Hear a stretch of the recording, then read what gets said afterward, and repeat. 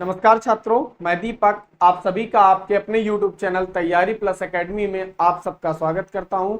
आज की इस वीडियो लेक्चर में हम कक्षा 10वीं के 5वें पाठ समांतर श्रेणी के पहली एक्सरसाइज के क्वेश्चन नंबर फर्स्ट के सभी भाग हल करेंगे। तो जैसा कि आप लोग स्क्रीन में देख पा रहे हैं, क्वेश्चन नंबर फर्स्ट, निम्नलिखित स्थितियों में से किन स्थितियों में संबंध संख्याओं की सूची एपी है और क्यों? ठीक है ना। तो ध्यान से देखिए, पहला पॉइंट दिया गया है, प्रत्येक किलोमीटर के बाद टैक्सी का किराया, जबकि प्रथम किलोमीटर के लिए किराया 15 रुपए और प्रत्येक अतिरिक्त किलोमीटर के लिए किराया 8 रुपए है। तो क्वेश्चन ये कह रहा है कि पहला जो किलोमीटर है उसका किराया 15 रुपए है और अतिरिक्त उसके बाद जाने वाले किलोमीटर का किराया 8 रुपए है। तो हम चलिए सॉल्व करते हैं। तो लिखेंगे यहां पहला पॉइंट, प्रथम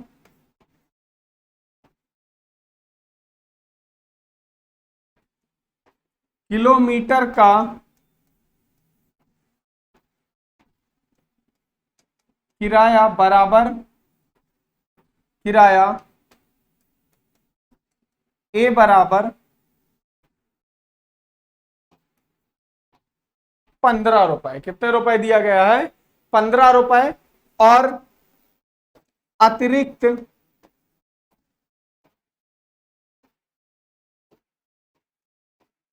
किलोमीटर का किराया डी बराबर 8 रुपए। कितना दिया गया है? अतिरिक्त किलोमीटर का किराया 8 रुपए। जैसा कि क्वेश्चन को ध्यान से समझिएगा, एक टैक्सी बस स्टैंड पर खड़ी है और एक पैसेंजर आकर उस टैक्सी पर बैठता है और बोलता है मुझे 5 किलोमीटर दूर जाना है। तो टैक्सी वाला क्या करता है? सबसे पहले उस टैक्सी में 1 किलोमीटर जाने का 15 रुपए जोड़ता है और उसके अतिरिक्त जो शेष 4 किलोमीटर गया उसका 8-8 रुपए करके जोड़ता है। समझ पा रहे हैं आप लोग? तो ध्यान से देखिएगा, वो इसी प्रकार श्रेणी को आगे बढ़ाता है। तो प्रथम किलोमीटर का किराया, इसीलिए हमने मैंने बेसिक कॉन्सेप्ट में, जब भी इसके पहले जो मैंने वीडियो बनाया था उसमें मैंने आपको इस चैप्टर का पूरा बेसिक नॉलेज पढ़ाया हुआ है।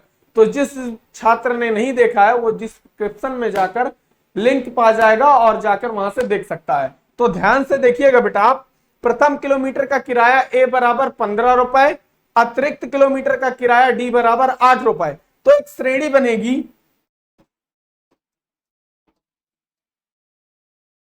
ए 15, 15 प्लस 8, 15 प्लस 2 गुणे 8, 15 प्लस 3 गुणे 8 और डॉट। अब ध्यान से देखिए, पहले किलोमीटर का किराया कितना? 15 रुपए। अगर वो व्यक्ति 2 किलोमीटर गया तो 15 प्लस 8, 3 किलोमीटर गया तो 15 प्लस 2 गुणे 8, क्योंकि 3 किलोमीटर गया ना, तो 2 किलोमीटर का 8 रुपए के हिसाब से और 1 किलोमीटर का 15। समझ में आ रही बात? तो ध्यान से देखिए, तो इस श्रेणी को हम लिखेंगे 15, 15 8 23, देखिए 8 दूनी 16, 15 31, इधर आ जाएगा 8 3 24, 15 39, डॉट डॉट। तो हमें एक श्रेणी मिल चुकी है 15 23 31 39 डॉट डॉट। इसी प्रकार से श्रेणी आगे बढ़ती रहेगी। अब हमें यह बताना है कि श्रेणी एपी है कि नहीं। तो आपको मैंने बता रखा था कि अगर दी गई श्रेणी में उनके बीच का अंतर समान है, क्या है? उनके बीच का अंतर, किनका? संख्याओं का। अगर अंतर समान है तो श्रेणी कैसी है? समांतर श्रेणी है। आ रही बात समझ में? तो चलिए इसको समझते हैं हम।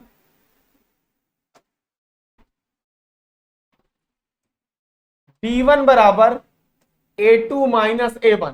अब आप ध्यान से देखिए, मैंने आपको बता रखा था, देखिए मैंने बताया था श्रेणी को पढ़ने का क्रम क्या होता है? A1 A2 A3 A4, और लिखने का क्रम क्या होता है? A plus D, A plus 2D, A plus 3D। ये लिखने का क्रम और ये पढ़ने का क्रम। आ रही बात समझ में? तो ध्यान से समझिएगा। देखिए पहला A1 का मान कितना है? 15, A2 का मान कितना है? 23, A3 का मान 31 और A4 का मान कितना? 39। समझ में आ रही बात? तो कम से कम हमें D1 और D2 दो मान निकालने हैं। अगर इन दो संख्याओं का बीच का अंतर समान है तो इसका मतलब दी गई या प्राप्त श्रेणी कैसी है? समांतर श्रेणी है। तो हम इसको सॉल्व करते हैं, ध्यान से समझिएगा। D1 बराबर A2 माइनस A1, और A2 का मान कितना था 23 और A1 का मान कितना है भाई 15। तो बचने वाला क्या है 8। इसी प्रकार आप D2 की वैल्यू निकाल लीजिए। तो D2 बराबर कितना आएगा A3 माइनस A2। A3 का मान था 31 माइनस का 23, तो बराबर बचेगा कितना 8। अब देखिए D1 और D2 की वैल्यू कैसी है सेम, तो इसलिए यहां लिखेंगे D1 बराबर है D2 के। D1 बराबर D2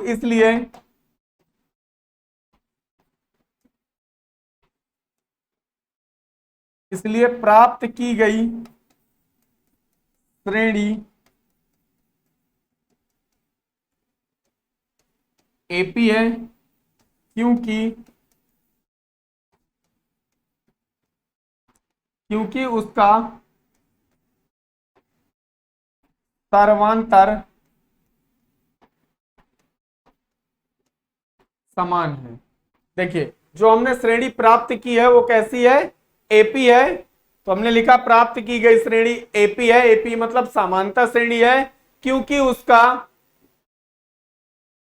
उसका सर्वांतर समान है। आ रही बात समझ में? यही हमारे फर्स्ट पॉइंट का आंसर है। तो चलिए अब नेक्स्ट पॉइंट को सॉल्व करते हैं और देखते हैं कि प्राप्त की गई जो श्रेणी है उसका सर्वांतर समान है कि नहीं।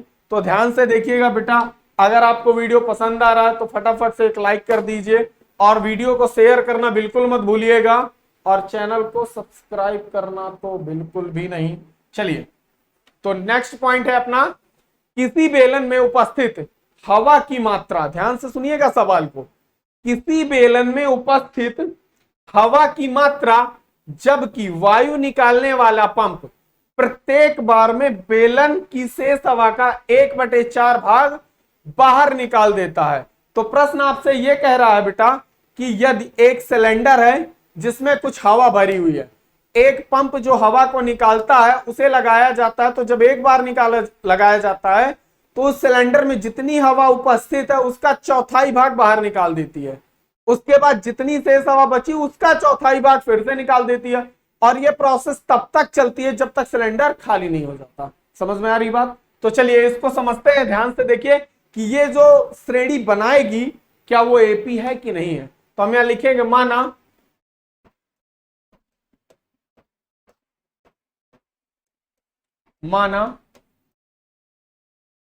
बेलन में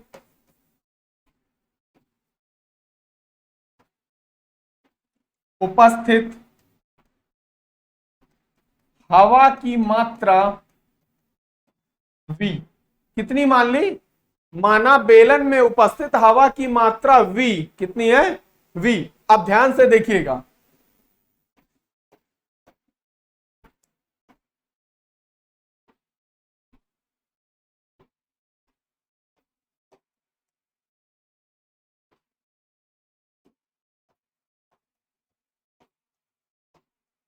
देखिए पहले प्रयास में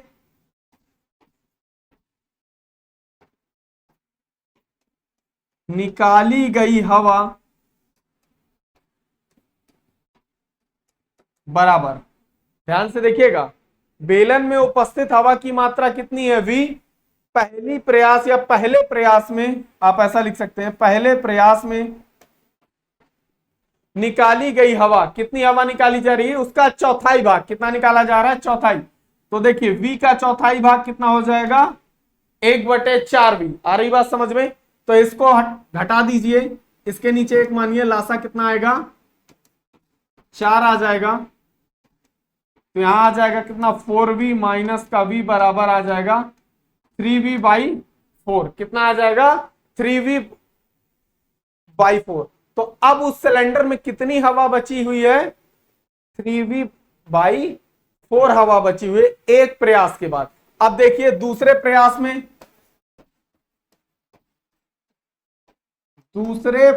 में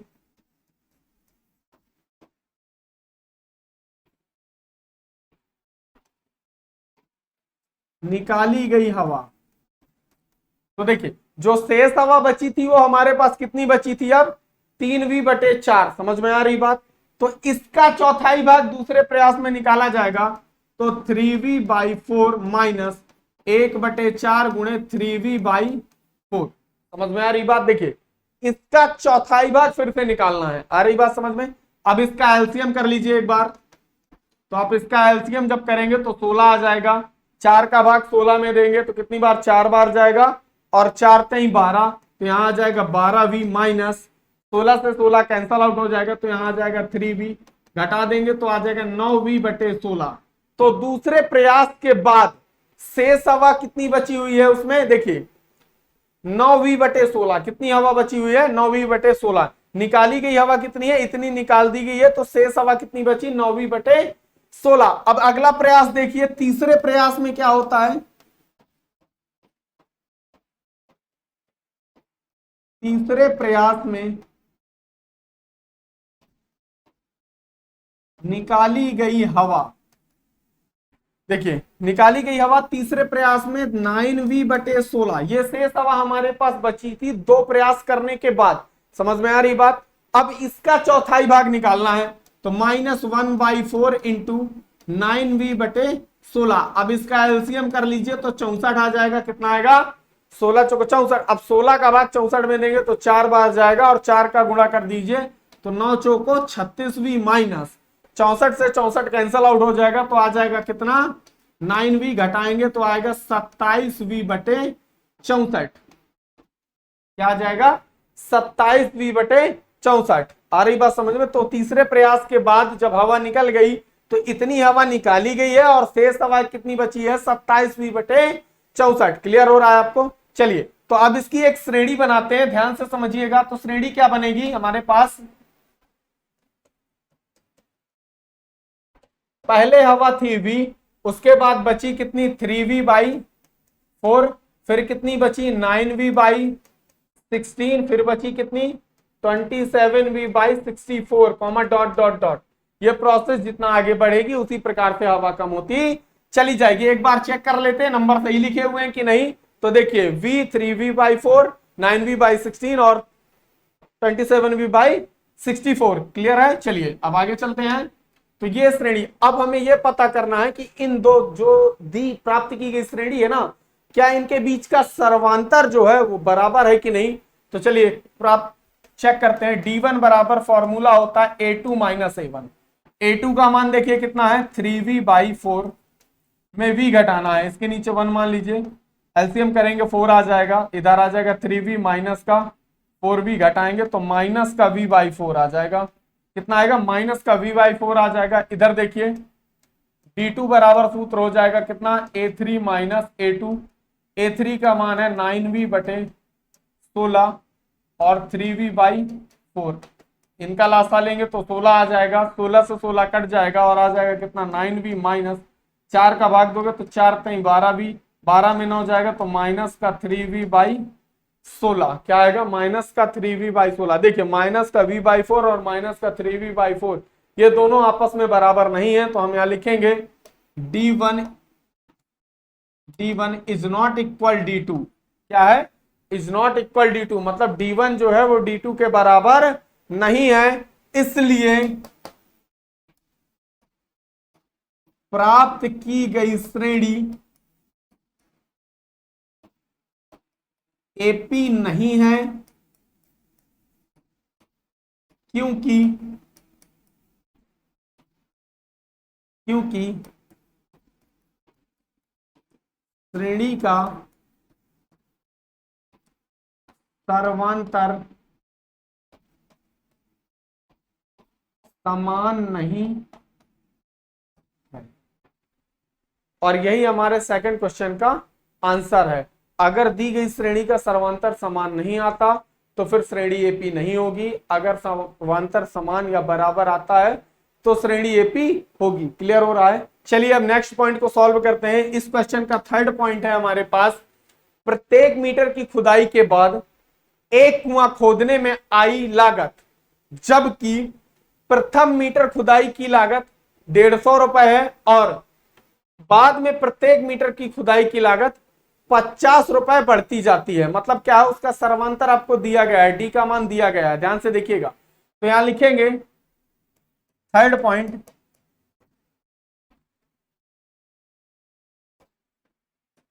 प्रथम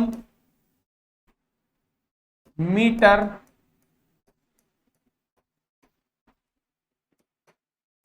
खुदाई की लागत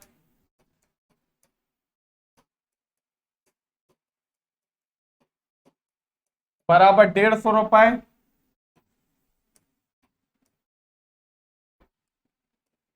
अतिरिक्त मीटर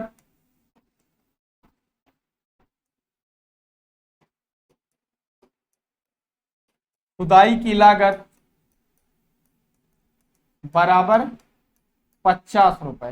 देखिए उसके कहने का ये मतलब है, जब कुएं या कुआं को खोदा जाता है तो पहले 1 मीटर खोदने का 150 रुपए कारीगर लेता है, 1 मीटर गहरा और जाता है तो उस अगले मीटर का वो 200 रुपए लेता है, 50 नहीं लेता, 200 रुपए लेता है। 150 रुपए से 50 रुपए अधिक बढ़ोतरी की जाती है। समझ में आ रही? 1 मीटर गहराई पर और जाएगा तो 250 रुपए लेगा। मतलब उसके कहने का ये मतलब है एक श्रेणी तैयार हो रही है और वो क्या है ऐसी, पहले मीटर का 150 कॉमा फिर 150 प्लस 50 कॉमा फिर 150 प्लस 2 गुणे 50 कॉमा 150 प्लस 3 गुणे 50 कॉमा डॉट। अब ध्यान से देखिए, पहले मीटर का 150, दूसरे मीटर का 200, अगले मीटर का 250, अगले मीटर का 300, इसी प्रकार से श्रेणी आगे बढ़ती रहेगी। आ रही बात समझ में? हमने एक श्रेणी प्राप्त की, क्या है? 150, 200, 250 और 300। अब हमें इसे यह पता करना है कि ये प्राप्त की गई श्रेणी एपी है कि नहीं है। तो चलिए पता करते हैं।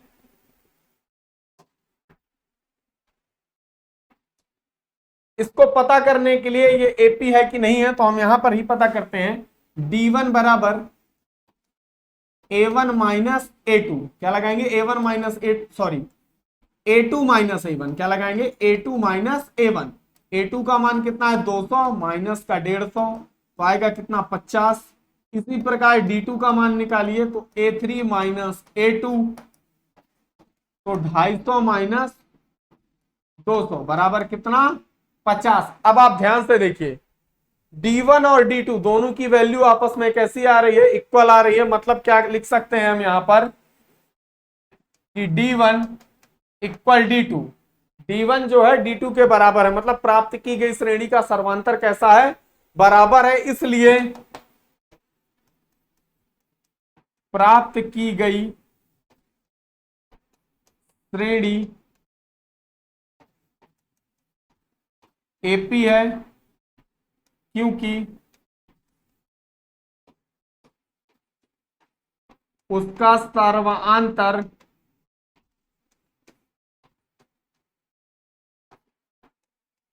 समान है। क्यों एपी है? क्योंकि उसका सर्वांतर समान है। तो बच्चों वीडियो समझ में आ रहा है ना? तो ध्यान से देखिएगा। अब इस क्वेश्चन का लास्ट पॉइंट है, क्वेश्चन पॉइंट नंबर 4। खाते में प्रत्येक वर्ष, क्या कह रहा है प्रश्न? ध्यान से सुनिएगा बेटा। खाते में प्रत्येक वर्ष का मिश्र धन, जबकि 10,000 रुपए की राशि 8% वार्षिक ब्याज की दर से चक्रवृद्धि ब्याज पर जमा की जाती है। मतलब क्या है उसके कहने का? वो 10,000 रुपए मिश्र धन जमा करता है सालाना। समझ में आ रही है? देखिए प्रत्येक वर्ष का मिश्र धन 10,000 रुपए है, ठीक है ना? और वो 8% चक्रवृद्धि ब्याज की दर से जमा कर रहा है। तो आखिर एक साल में चक्रवृद्धि ब्याज की दर से वो कितना बढ़ेगा? समझ में आ रही बात? तो ध्यान से सुनिएगा, यहां लिखेंगे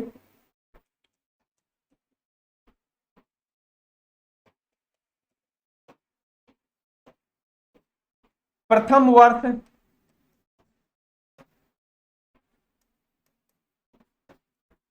खाते में जमा राशि बराबर 10,000 रुपए। कितनी थी? प्रथम वर्ष खाते में जमा राशि बराबर 10,000 रुपए। अब ध्यान से सुनिए, 8% चक्रवृद्धि ब्याज की दर से बढ़ रही है।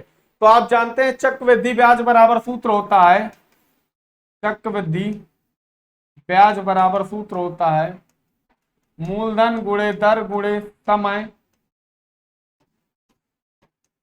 बटे 100। क्या होता है? मूलधन गुणे दर गुणे समय बटे 100। आ रही बात समझ में? तो ध्यान से देखिए, मूलधन अब हमारे पास क्या है? 10,000 दर 8%, समय 1 वर्ष और बटे 100। तो ध्यान से देखिए, पहले वर्ष प्रथम वर्ष खाते में कितनी राशि थी 10,000, तो दूसरे वर्ष कितनी होगी, दूसरे वर्ष खाते में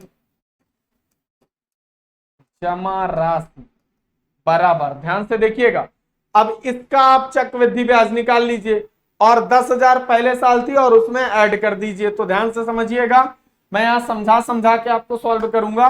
तो देखिए 10,000 गुणे 8 गुणे 1 बटे 100, 2 जीरो से 2 जीरो कट गए तो कितनी आ जाएगी 800 रुपए, कितनी आएगी 800, और 10,000 कितना था पहले वर्ष, समझ में आ रही ना बात। अब 800 उसकी ब्याज हो गई, तो अब कितना हो गया धन 10,800 रुपए, कितना हुआ 10,800 रुपए। देखिएगा ध्यान से, दूसरे वर्ष खाते में जमा राशि कितनी हो गई 10,800 रुपए। तो अब ध्यान से देखिए तीसरे वर्ष क्या होगी, फिर तीसरे वर्ष खाते में जमा राशि, तो ध्यान से देखिए अब हमारा, देखिए अब हमारा मूलधन क्या हो चुका है 10,800, दर वही है, समय भी वही है, ध्यान से समझिएगा।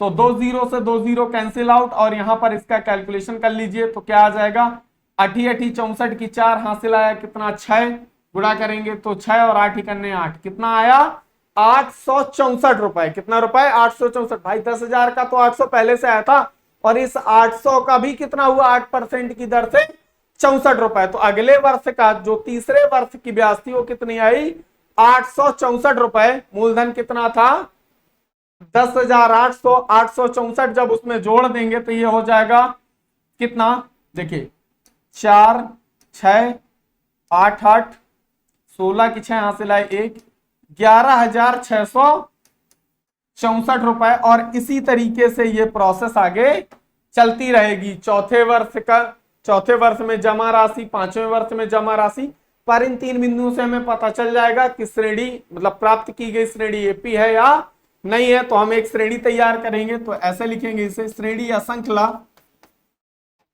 पहले वर्ष राशि कितनी थी 10,000, फिर 10,800, फिर 11,664, फिर डॉट डॉट।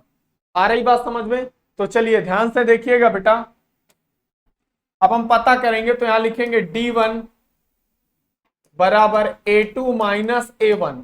तो 10,800 माइनस 10,000 तो कितना आ जाएगा 800। तो D1 का मान कितना आया 800 आ चुका है। अब इसी प्रकार D2 का मान निकालिए, तो D2 बराबर आएगा A3 माइनस A2। तो 11,664 माइनस का 10,800, कितना 10,800 घटा दीजिए 11,000, जब घटाएंगे तो यहां आ जाएगा कितना 864 रुपए, कितना आएगा 864। देखिए D1 का मान कितना आया है 800 और D2 का मान आया है 864। तो आप लिख सकते हैं D1 जो है इज नॉट इक्वल D2, मतलब क्या है उस चक्रवृद्धि ब्याज जो आ रही थी वो प्रत्येक साल उनके बीच का जो अंतर था वो बराबर नहीं था, इसलिए प्राप्त श्रेणी एपी नहीं होगी। यहां लिखेंगे इसलिए प्राप्त की गई श्रेणी एपी नहीं है, क्योंकि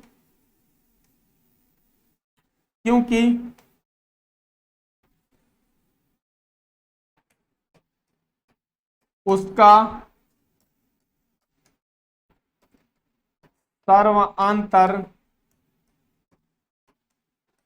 समान नहीं है।